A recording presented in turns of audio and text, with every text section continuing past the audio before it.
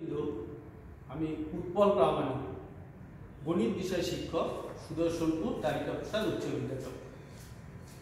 আজকে বর্তমান পরিস্থিতিতে সবাই আমরা প্রায় গৃহবন্দী, কিন্তু গৃহে থেকেই আমাদের পড়াশোনাটা চালিয়ে যেতে হবে। বিষয়ে অঙ্কটাও করতে হবে সঙ্গে সঙ্গে। অঙ্ক বিষয়ে আজকে তোমাদের সামনে একটি অধ্যায়, যেটা সেকেন্ড সাবজেক্টিভের অন্তর্গত, সেইটা হচ্ছে ভেদ। এই ভেদ অধ্যায়টা আমরা আজকে তোমাদের সামনে তুলে ধরছি। ভেদ তার ইংরেজি প্রতিশব্দ ভেরিয়েশন।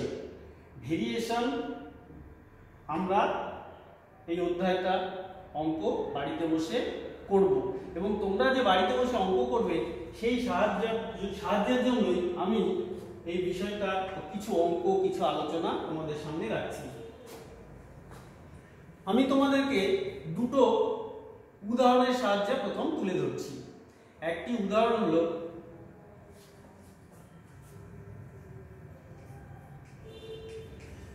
আলুর পরিমাণ। আলুর পরিমাণ কেজিতে, আর তার মূল্য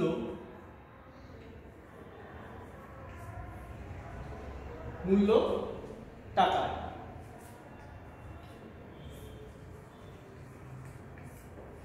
তাহলে দেখো, তোমরা যদি একটা উদাহরণ মনে করো যে 5 কেজি আলুর দাম 100 টাকা। 5 কেজি আলুর দাম 100 টাকা। এবার দেখো, কেউ যদি 1 কেজি আলু নেয় তাহলে কত করবে? ঐকিক নিয়মেই তোমরা করে ফেলতে পারছো, 1 কেজি আলুর দাম 20 টাকা। এবার কেউ যদি 3 কেজি আলু নেয় তাহলে 3 কেজি আলুর দাম হচ্ছে 60 টাকা। এই যে আমরা একটা উদাহরণ পেলাম, এই উদাহরণটাতে দেখো, খেয়াল করো যে ব্যাপারটা কি হচ্ছে। 5 কেজি আলু মূল্য হচ্ছে 100 টাকা, 1 কেজি আলু মূল্য 20 টাকা, 3 কেজি আলু মূল্য 60 টাকা। পরিমাণটা যখন 5 থেকে কমে 1 হচ্ছে, 5 কেজি থেকে কমে 1 কেজি, ঠিক সঙ্গে সঙ্গে মূল্যটা 100 টাকা থেকে কমে হচ্ছে 20 টাকা।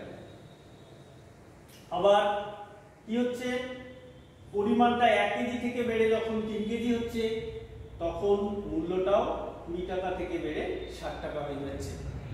তাহলে পরিমাণের সঙ্গে মূল্যের একটা সম্পর্ক আমরা পাচ্ছি। কি সম্পর্ক পাচ্ছি? পরিমাণ বাড়লে মূল্য বাড়ছে, পরিমাণ কমলে মূল্য কমছে। তাহলে এটাকেই যদি আমরা একটা ছক আকারে লিখি, সেটা হচ্ছে পরিমাণ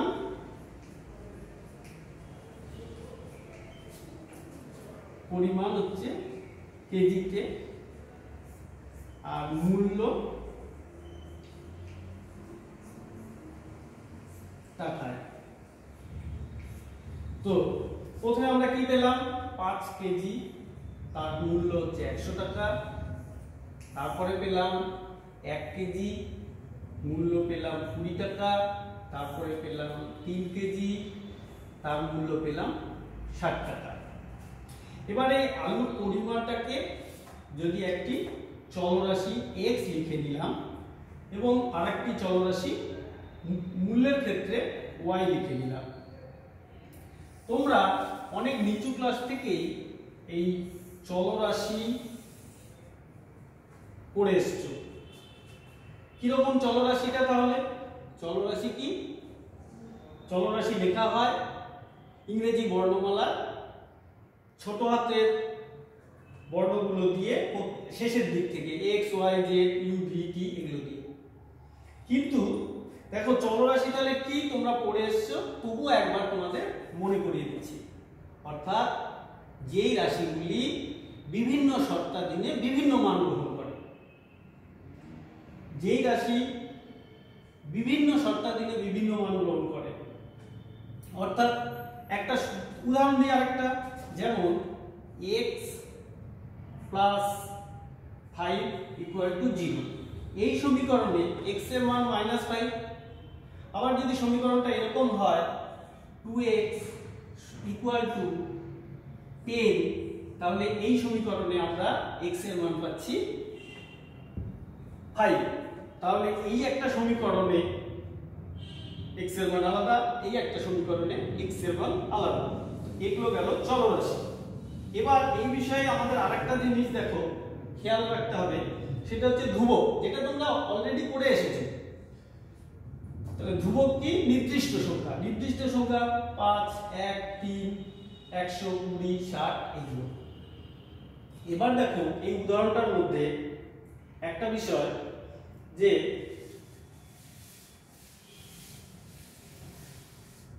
x এবং y আমি চলরাশি ধরলাম। এবার x বাই y যদি মানটা দেখি প্রতিটার ক্ষেত্রে, প্রথম ক্ষেত্রে x বাই y কত হচ্ছে 5/100। দ্বিতীয় ক্ষেত্রে কত হচ্ছে x বাই y 1/100। তৃতীয় ক্ষেত্রে x বাই y হচ্ছে 3/60। এবার না সরি, এটা হচ্ছে 21/20, 1 কেজি এগেইনস্টে 20। এবার এটা যদি সরল করি, অর্থাৎ লব এবং হরকে একই সংখ্যা দিয়ে ভাগ, তাহলে এখানে হবে 1/20। এটা তো 1/20 হয়েই আছে, সরল করার কিছু নেই। এটাতে সরল করলে 1/20। এখান থেকে আমরা কি দেখছি যে প্রতিটা ক্ষেত্রে, এই উদাহরণটার ক্ষেত্রে x বাই y এর একটা নির্দিষ্ট মান পাচ্ছি। সেই x বাই y এর নির্দিষ্ট মানটা হলো 1/20। তাহলে x বাই y এই মানটা আমরা পেলাম 1/20 সব ক্ষেত্রে নির্দিষ্ট। এই নির্দিষ্ট মানটাকে আমরা যদি k ধরে নিই, তাহলে k হলো অশূন্য ধ্রুবক। k হলো অশূন্য ধ্রুবক। তাহলে আমরা পাচ্ছি এখান থেকে x বাই y সমান k, x পাচ্ছি y ইন্টু k বা k ইন্টু y, যেটাই বলি না কেন, k ইন্টু y। এবার x এবং y এর মধ্যে আমরা একটা সম্পর্ক পেলাম, x equal to k into y। এই kটা হচ্ছে অশূন্য ধ্রুবক। এরকম ক্ষেত্রে আমরা বলবো x y এর সঙ্গে সরল ভেদে আছে, x y এর সঙ্গে সরল ভেদে আছে, এবং তখন লিখব x প্রপোর্শনেট y, x সমানুপাতিক y, যেখানে k হচ্ছে অশূন্য ভেদ ধ্রুবক। অশূন্য ভেদ ধ্রুবক। তাহলে অশূন্য ভেদ ধ্রুবক আমরা পেলাম এখানে k, এটাকে বলছি অশূন্য ভেদ ধ্রুবক। তাহলে কি x সমানুপাতিক y, সরল ভেদের ক্ষেত্রে x y এর সঙ্গে প্রপোর্শনেট আছে। আরেকটা উদাহরণ দেখো, সেটা হচ্ছে যদি এরকম মনে করি রায়গঞ্জ থেকে ইটাহার যাব, তাহলে রায়গঞ্জ থেকে ইটাহারের দূরত্বটা নির্দিষ্ট। এবার যদি রায়গঞ্জ থেকে ইটাহার যাই, এটা রায়গঞ্জ, এটা ইটাহার, রায়গঞ্জ থেকে ইটাহারের দূরত্ব নির্দিষ্ট। সেই সময় খেয়াল করব গতিবেগ এবং সময়, গতিবেগ এবং সময়। গতিবেগের একক কিলোমিটার পার ঘন্টা, সময় মিনিট করে নিলাম, মিনিট এককে। তাহলে রায়গঞ্জ থেকে ইটাহার যাব, কেউ যদি 40 কিলোমিটার পার আওয়ার অর্থাৎ 40 কিমি প্রতি ঘন্টা বেগে মোটরসাইকেলে যায়, তাহলে সময় লাগবে ধরে নিলাম 40 কিলোমিটার পার আওয়ার বেগে 1 ঘন্টা, 1 ঘন্টা অর্থাৎ 60 মিনিট। এটা আমরা দেখছি। এবার যদি কেউ এরকম হতে পারে যে 20 কিলোমিটার পার আওয়ার বেগে যাবে, 20 কিলোমিটার পার আওয়ার বেগে যাবে, তাহলে এক্ষেত্রে কি হবে? আমি যদি 40 কিলোমিটার পার আওয়ার বেগে যাই তাহলে এই রায়গঞ্জ থেকে ইটাহার এই দূরত্বটা 20 কিলোমিটার ধরে নিলাম, তাহলে রায়গঞ্জ থেকে ইটাহার যেতে আমার সময় লাগছে 1 ঘন্টা। সরি, এটাতে তোমাদের সময় লাগবে 40 কিলোমিটার পার আওয়ার বেগে গেলে 1 ঘন্টা, 20 কিলোমিটার পার আওয়ার বেগে গেলে সময় লাগবে, বেশি সময় লাগবে, তাহলে 2 ঘন্টা লাগবে, অর্থাৎ 120 মিনিট। তাহলে 20 কিলোমিটার পার আওয়ার বেগে যদি যাই তাহলে সময় লাগছে 120 মিনিট। কেউ যদি আরো কম, যদি সাইকেলে যাত্রা শুরু করে, যদি 10 কিলোমিটার পার আওয়ার বেগে যাওয়ার চেষ্টা করে তাহলে সে পৌঁছবে কতক্ষণে পৌঁছবে? 10 কিলোমিটার পার আওয়ার বেগে পৌঁছলে সে 4 ঘন্টায় পৌঁছবে, অর্থাৎ সে পৌঁছবে 4 6 24 240 মিনিটে। তাহলে এখানে আমরা একটা গতিবেগ এবং সময়ের মধ্যে একটা সম্পর্ক পাচ্ছি। কি সম্পর্ক? গতিবেগ কমছে, সময় বাড়ছে। আবার দেখো 20 থেকে গতিবেগ যদি আরো কম করি, 10 করি, তাহলে আরো বেশি সময় আমাদের পৌঁছতে লাগবে। কোন রাস্তাটা? এই রায়গঞ্জ থেকে ইটাহার 20 কিলোমিটার রাস্তাটা।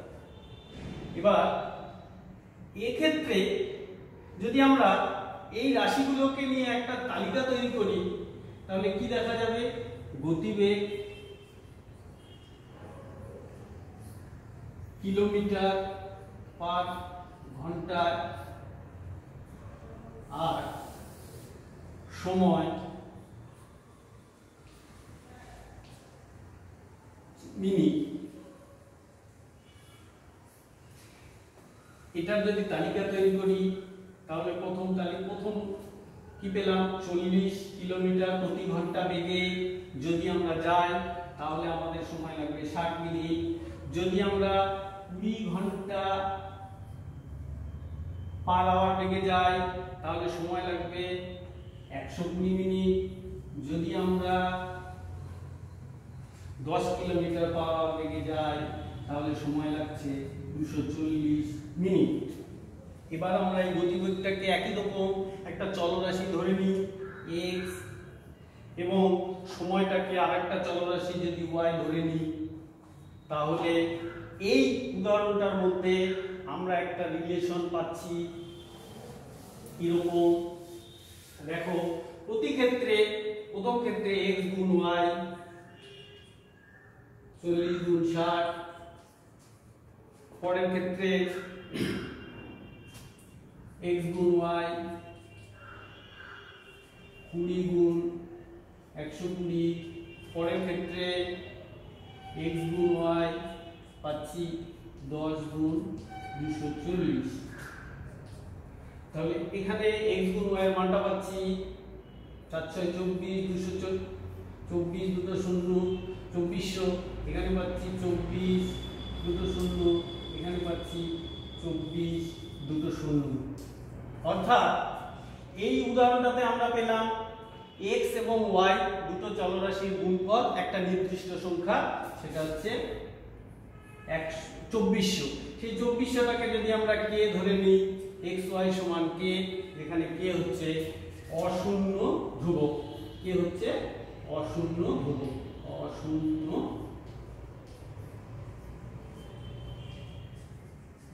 অশূন্য ধ্রুবক।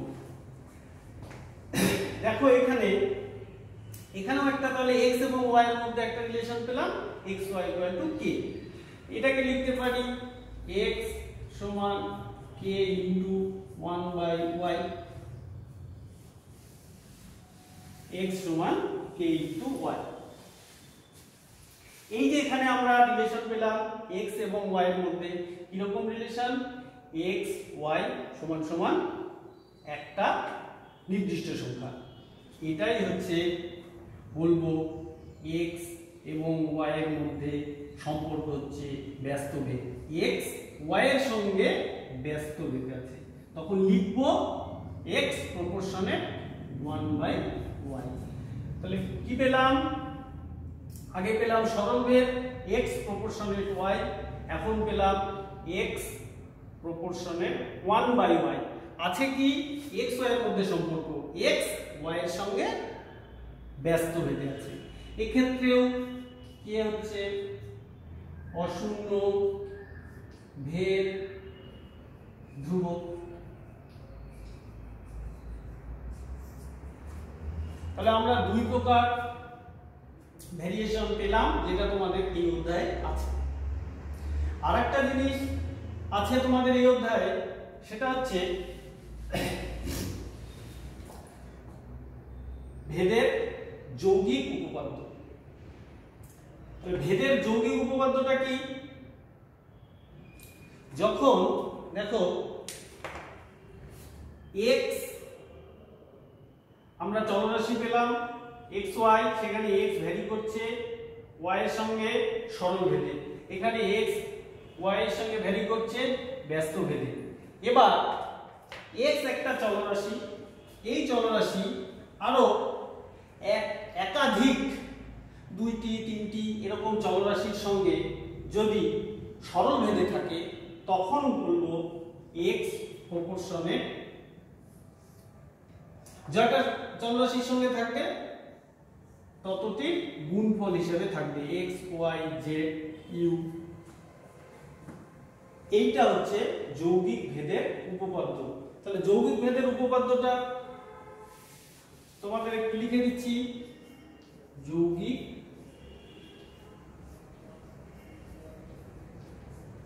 ভেদের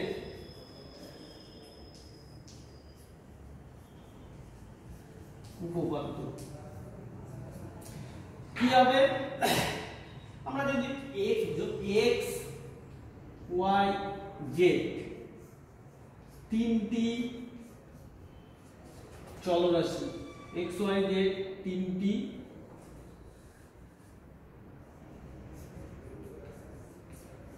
চলরাশি, এক্স ওয়াই জেড তিনটি চলরাশি এমন ভাবে থাকবে, এমন হবে যে এক্স ওয়াই এর সঙ্গে সরল ভেদে যখন যে অপরিবর্তিত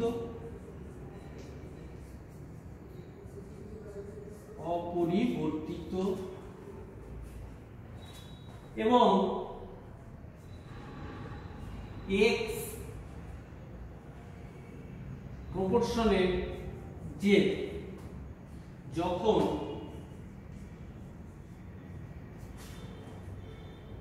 ওয়াই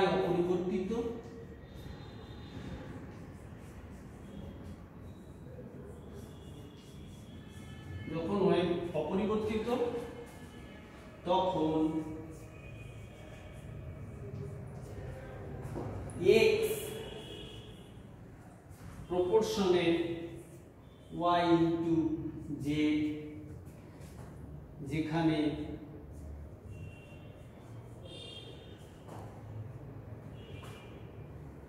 y z পরিবর্তিত।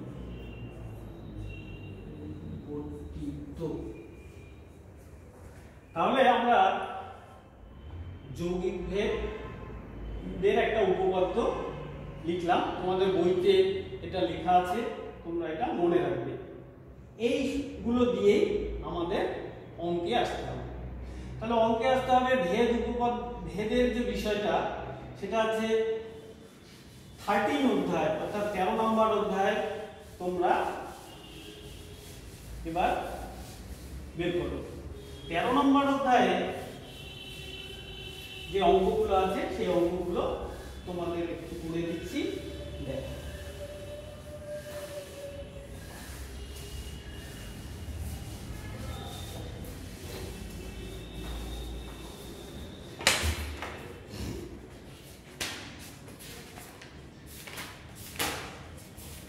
13 নম্বর অধ্যায়ে পৃষ্ঠা নাম্বার 195 এখানে আছে 1 নম্বর অঙ্ক, অর্থাৎ কোষে দেখি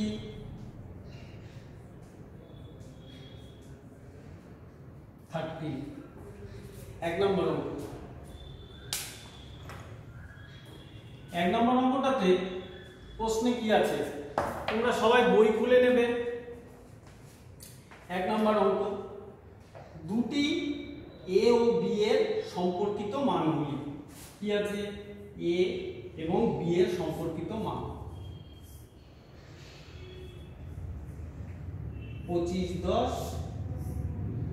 30 12, এখানে আছে 45 18, এখানে আছে 250 100। এ ও বি এর মধ্যে কোনো ভেদ সম্পর্ক থাকলে তা নির্ণয় করি। তাহলে এ আর বি এর মধ্যে কোনো ভেদ সম্পর্ক আমরা খুঁজে বের করব এবং ভেদ ধ্রুবকের মান লিখব। এক্ষেত্রে আমরা একটু আগে দুটো তোমাদের ভেদের যে দুটো দিক, একটা হচ্ছে সরল ভেদ, একটা ব্যস্ত ভেদ, এই দুটো আলোচনা করে তোমাদের দেখাই। এবার এখানে আমরা কি পাচ্ছি সেটা দেখব। a ডিভাইডেড বাই b, এখানে দেখি প্রথম ক্ষেত্রে 25/10, দ্বিতীয় ক্ষেত্রে 30/12, এখানে পাচ্ছি সরল করলে 5 দিয়ে 5 + 25 5 2 10, এখানে 6 দিয়ে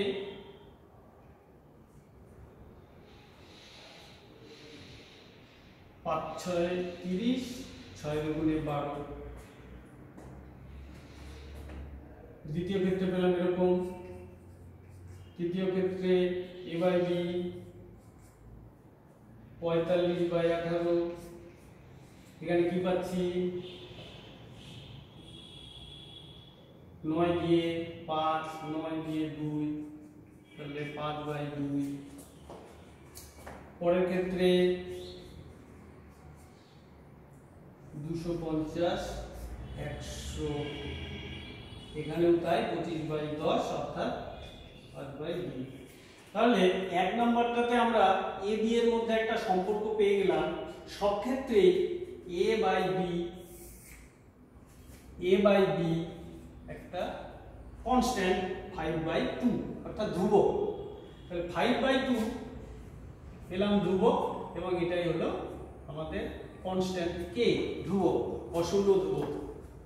এখান থেকে আমরা পেয়ে যাচ্ছি a = k * b, তাহলে বলতে পারছি a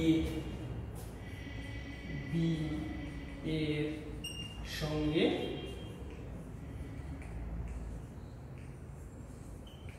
সরল ভেদে আছে। এ বি এর সঙ্গে এখানে সরল ভেদে আছে, তাহলে এবং ভেদ ধ্রুবকটা কত, ভেদ ধ্রুবকটা আমাদের কে, কে কত, ভেদ ধ্রুবকের মান হচ্ছে 5/2। দেখো প্রশ্ন বলেছিল এ বি এর মধ্যে কোনো ভেদ সম্পর্ক থাকলে তা নির্ণয় করি এবং ভেদ ধ্রুবকের মান লিখি। আমরা এ বি এর মধ্যে সম্পর্ক ভেদ পেয়ে গেলাম সরল ভেদ এবং ভেদ ধ্রুবকের মান পেলাম 5/2। একই রকম ভাবে পরে 2 নম্বর অঙ্কটা দেখো। 2 নম্বর অঙ্কটা বের করো। 2 নম্বর অঙ্ক বলেছে x ও y দুটি চলক এবং তাদের সম্পর্কিত মানগুলি দেওয়া আছে।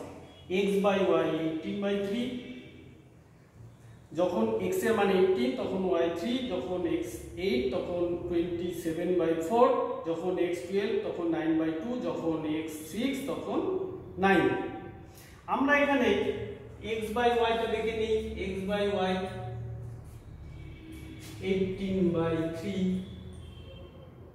এখানে দেখি পরের ক্ষেত্রে x by y 8 by 27 by 4, এটা সরল করলে হচ্ছে 6, এটা সরল করলে 8 ইনটু 4 বাই 27 অর্থাৎ 32 বাই 27। এখানে আমরা দুটো দিয়ে বুঝে গেলাম যে x এবং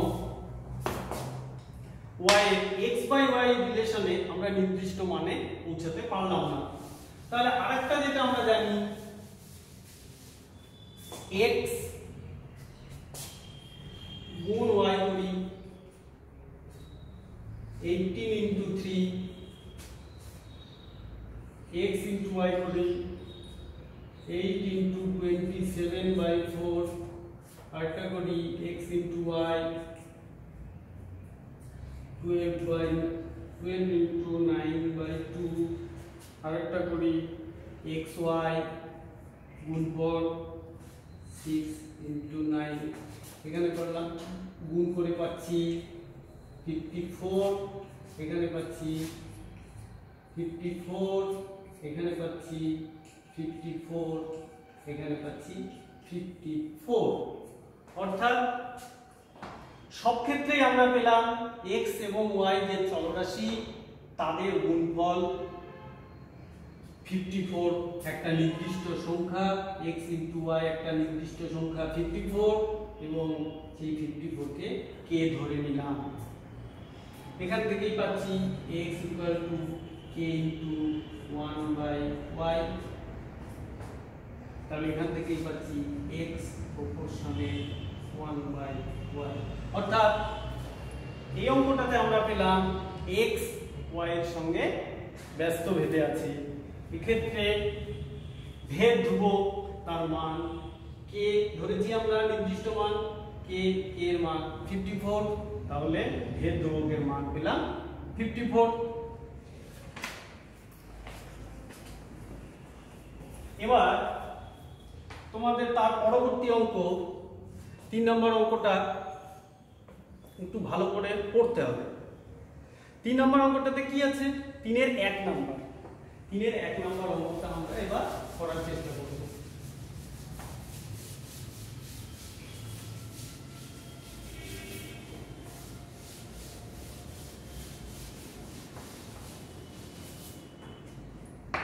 তিনের 1 নম্বর মধ্যে লেখা আছে প্রশ্নে বিপিন কাকুর ট্যাক্সি 25 মিনিটে 14 কিমি পথ অতিক্রম করে। কি বললো? বিপিন কাকুর ট্যাক্সি 25 মিনিটে 14 কিমি পথ অতিক্রম করে। একই গতিবেগে ট্যাক্সি চালিয়ে 5 ঘন্টায় তিনি কতটা পথ যাবেন তা ভেদ তত্ত্ব প্রয়োগ করে হিসাব করুন। তাহলে একই গতিবেগে 5 ঘন্টায় কতটা পথ যাবেন সেটা হিসাব করতে হবে ভেদ তত্ত্বর প্রয়োগে। আচ্ছা, এই অঙ্কটার ক্ষেত্রে তোমরা দেখো অনেক নিচু ক্লাসে এটা করে এসেছো ঐকিক নিয়ম। কিভাবে? 3 এর 1 নম্বর অঙ্ক ঐকিক নিয়মে তোমরা করে এসেছো। সেই জন্য এখানে ভেদের অধ্যায়ে বলে দিল ভেদ তত্ত্ব প্রয়োগ করে অঙ্কটা করতে হবে। ঐকিক নিয়মে করার সময় তোমরা কি করেছিলে? 25 মিনিটে যায়, পথ অতিক্রম করে 14 কিলোমিটার, তাহলে 1 মিনিটে কতটা পথ যাবে? গতিবেগ কিন্তু স্থির। গতিবেগ যখন স্থির তখন 25 মিনিটে 14 কিলোমিটার যায়, তাহলে 1 মিনিটে নিশ্চয়ই কম পথ যাবে।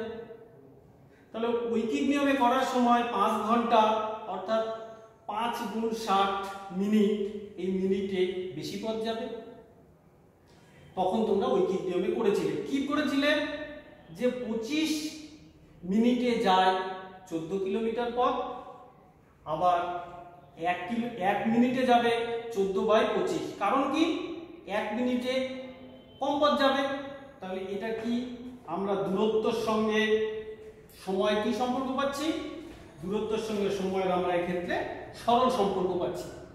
তাহলে সরল সম্পর্ক পাচ্ছি যখন, তখন আমাদের ধরে নিব সময়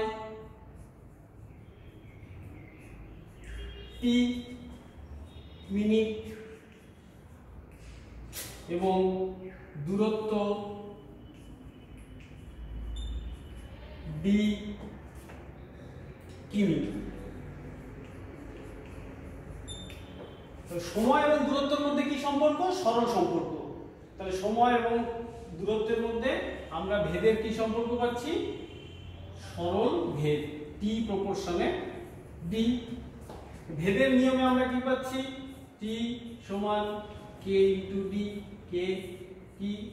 কে হচ্ছে অশূন্য ভেদ ধ্রুবক, অশূন্য ভেদ ধ্রুবক।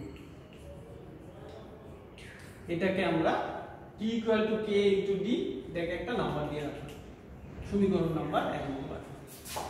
এবার প্রশ্নটা দেখো, 25 মিনিটে 14 কিমি পথ যাচ্ছে। তাহলে এটা বসাবো এই সমীকরণে 1 নং থেকে। 25 মিনিট সময়, 25 কে ইন্টু দূরত্ব কত? 14 কিমি। তাহলে কে এর মান কত? কে এর মান 25/14, ভাগ হয়ে যাবে এটা। তাহলে আমরা এখানে ভেদ ধ্রুবকের মান বের করে রাখলাম। পরবর্তীতে কি বলেছে? 5 ঘন্টায় কতটা পথ যাবে।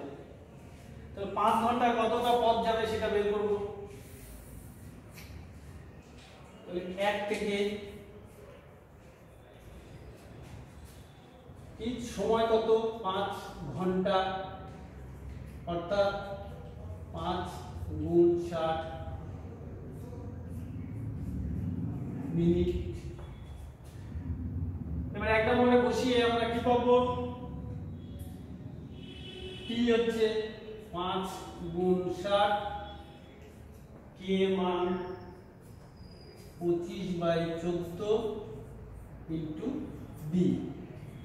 এবার আমরা সমাধানের নিয়ম, 14টা এদিক থেকে আসলে 5 গুণ 60 গুণ 14 হবে, ওইদিকে 25 ডি, এখানে হবে ডি হবে 5।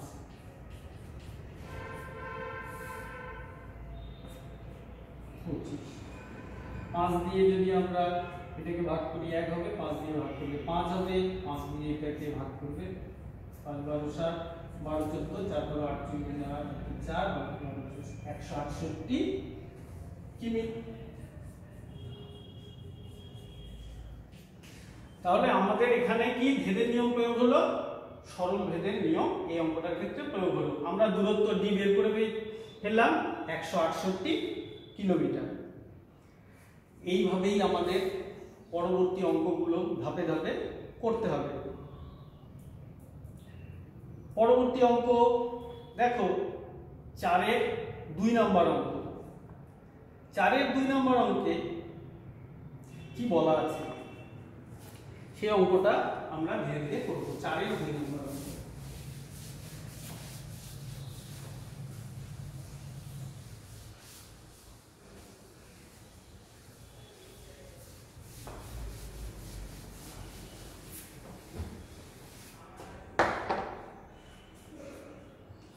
চারের 2 নম্বর অঙ্ক,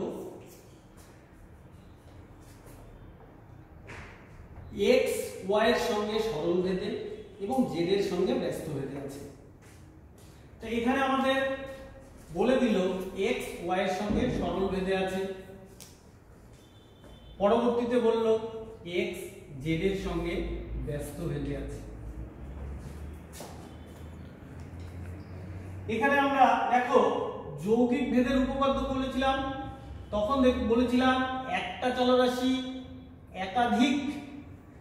অন্য একাধিক চলরাশির সঙ্গে যদি সরল ভেদে থাকে তাহলে কি হবে? যৌগিক ভেদের উপপাদ্য অনুযায়ী সেই চলরাশি x অন্যান্য চলরাশিগুলির গুণফলের সঙ্গে সরল ভেদে থাকবে। সেই জন্য যৌগিক ভেদ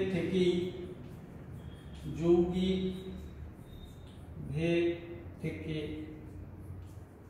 আমরা কি পাচ্ছি? x প্রপোর্শনে y ইনটু 1/z। তাহলে এখান থেকেই আমরা পাচ্ছি x equal to K into Y by Z. K কি? কে হচ্ছে অশূন্য ভেদ ধ্রুবক। প্রশ্নে দেখো বলা আছে y4, z5 হলে x equal two 3। y4 z5 হলে x ইকুয়াল টু 3। এটা আমরা এক নম্বর সমীকরণ দিলাম, এটাকে এক নম্বর সমীকরণে যদি বসাই তাহলে কি পাবো? y এর মান 4, z এর মান 5, x এর মান 3। তাহলে এক নম্বর সমীকরণে মান বসালে পাচ্ছি 3, y এর মান 4, z এর মান 5। এখান থেকে আমরা সরল যদি করি সমাধানের নিয়মে 5 টাই করে আসলে গুণ হয়ে যাবে, 3 2 5 15, k * 4। এখান থেকে k এর মান পেলাম 15/4। দেখো প্রশ্নে আবার বলা আছে আবার y সমান 16, z সমান 30 হলে x এর মান হিসাব করে লিখি।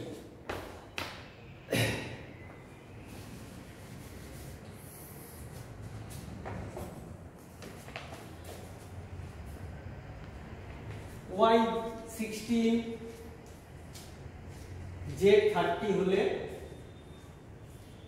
আমরা 1 নং থেকে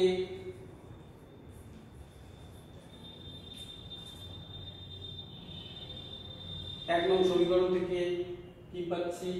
x equal to k into y by z।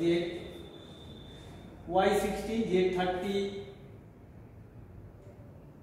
তখন 1 থেকে x এর মান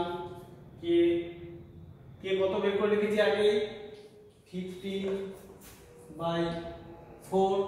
y এর মান কত দেওয়া আছে? 16, z এর মান 30। আমরা এই সরল করব 4 দিয়ে, এটা 5 দিয়ে 3, 5 দিয়ে 6, 3 দিয়ে 2, 2 দিয়ে 2। তাহলে আমরা পেলাম 2। এই অঙ্কটার ক্ষেত্রে আমরা কি পেলাম? x এর মান 2। তাহলে এইভাবে আমাদের ধীরে ধীরে পরবর্তী অঙ্কগুলো করতে হবে, পরবর্তী ক্লাসে আবার আলোচনা করা যাবে।